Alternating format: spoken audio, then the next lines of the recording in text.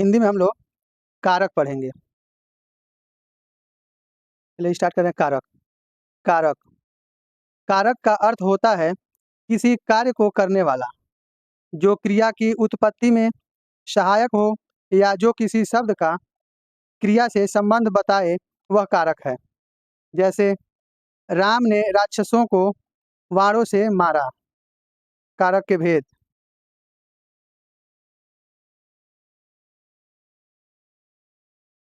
कारक के भेद। कर्ता कारक, कर्म कारक, करण कारक, संप्रदान कारक, अपादान कारक, संबंध कारक, अधिकरण कारक, संबोधन कारक। हिंदी में 8 कारक तथा संस्कृत में कुल 6 कारक होते हैं। हिंदी में 8 कारक होते हैं और संस्कृत में 6 कारक होते हैं। विभक्ति देखिए।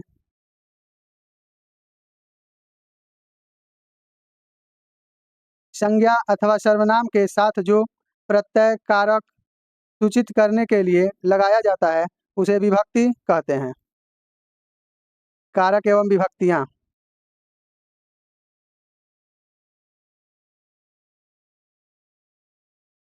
क्रम देखिए। पहला 8 कारक होते हैं।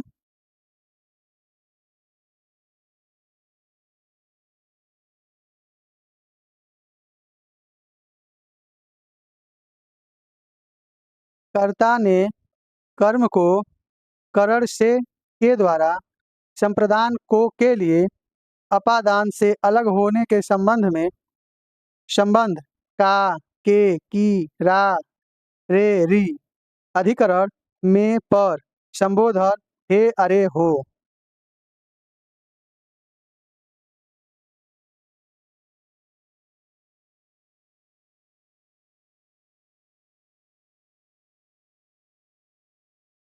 कारक सारणी। कारक है विभक्ति चिन्ह और उदाहरण। जैसे कर्ता कारक, क्रिया को संपादित करने वाले को कर्ता कारक कहते हैं। जैसे ने है, कभी कर्ता के साथ लगता है और कभी नहीं। उदाहरण में लड़का सोता है, चिट्ठी भेजी जाएगी, नौकर ने दरवाजा खोला। देखिए यहाँ लगा है ने। ये कर्ता, पहला कर्ता कारक हो गया।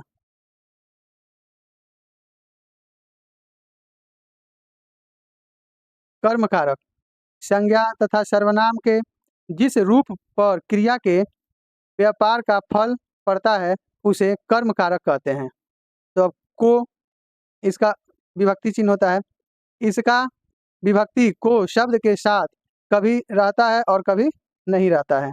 जैसे देखिए उदाहरण, लड़का पत्थर फेंकता है, इसमें नहीं है।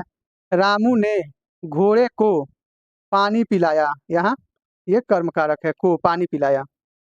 विनय पुस्तक पढ़ रहा है, मालिक ने नौकर को बुलाया, यहाँ को कर्म कारक है, मालिक ने नौकर को बुलाया। अब इसमें नोट देख लीजिए। कर्ता की पहचान के लिए क्रिया के साथ कौन का प्रश्न और कर्म पहचानने के लिए क्या अथवा किसको का प्रश्न करते हैं, जिससे कर्ता और कर्म सफलता से ज्ञात हो जाते हैं। करण कारक, जिस साधन से अथवा जिसके द्वारा क्रिया पूरी की जाती है, उस संज्ञा को करण कारक कहते हैं। से के द्वारा, जैसे राम ने रावण को बाण से मारा, यहाँ से आया है। अर्पित ने अभिनव को डंडे से मारा, यहाँ भी से आया है, ये करण कारक हो गया। स्नेहा लेखनी से लिखती है, यहाँ से आया है, तो ये भी क्या हो गया, करण कारक हो गया। छात्र को पत्र के द्वारा आया है, के द्वारा, ये भी हमारा करण कारक है। परीक्षा में सूचना मिली।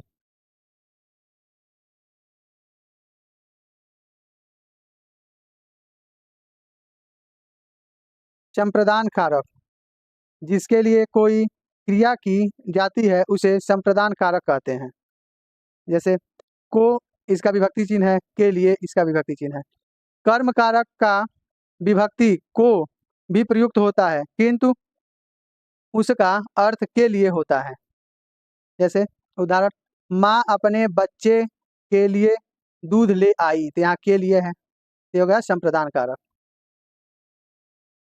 मैं हिमालय को जा रहा हूँ, ये भी हो जाएगा संप्रदान कारक। दादी जी को नमस्कार, ये भी हो जाएगा संप्रदान कारक। बच्चे को गेंद लाओ, यहाँ हो जाएगा को संप्रदान कारक। विकास ने तुषार को गाड़ी दी, तो ये भी हो जाएगा संप्रदान कारक। पांचवा है अपादान कारक। पांचवा है अपादान कारक। जिस संज्ञा अथवा सर्वनाम से किसी वस्तु का अलग होना ज्ञात हो उसे अपादान कारक कहते हैं। इसका विभक्ति चिन्ह है से, अलग होने का भाव। उदाहरण देखिए, पेड़ से फल गिरा, यहाँ जो से लगा है ये अपादान कारक है। गंगा हिमालय से निकलती है, यहाँ जो से लगा है वो अपादान कारक है। महेश छत से गिर गया, यहाँ छत से महेश गिर रहा है, अलग हो रहा है, तो जो से लगा है वो हमारा अपादान कारक है।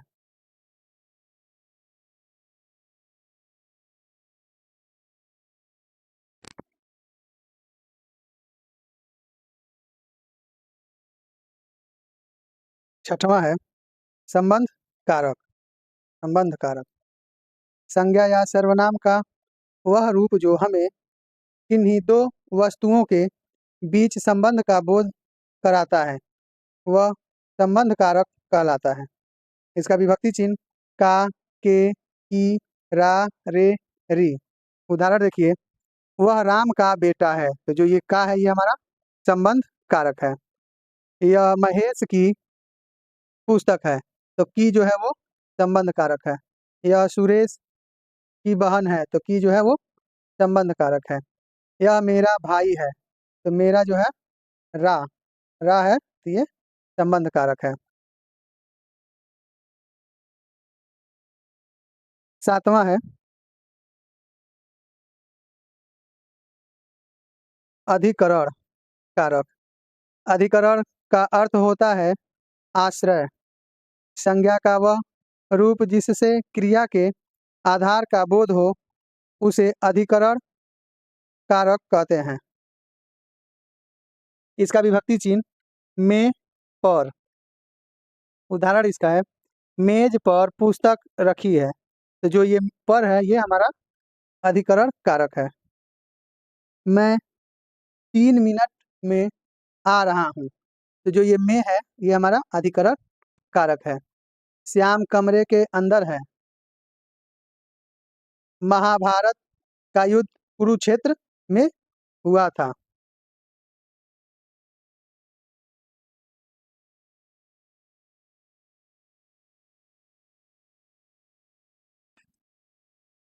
आठवां है संबोधन कारक।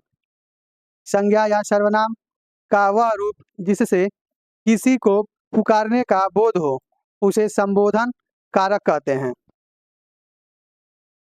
इसका विभक्ति चिन्ह हे, अरे, हो। अब उदाहरण में, हे राम बहुत बुरा हुआ, ये संबोधन कर रहा है, हे राम। अरे बच्चों शोर मत करो, तो ये भी क्या है, संबोधन का कार्य कर रहा है। अरे यह इतना बड़ा हो गया, तो ये भी संबोधन का कार्य कर रहा है। अजी सुनते हो क्या, तो ये हो जाएगा संबोधन का कार्य अजी।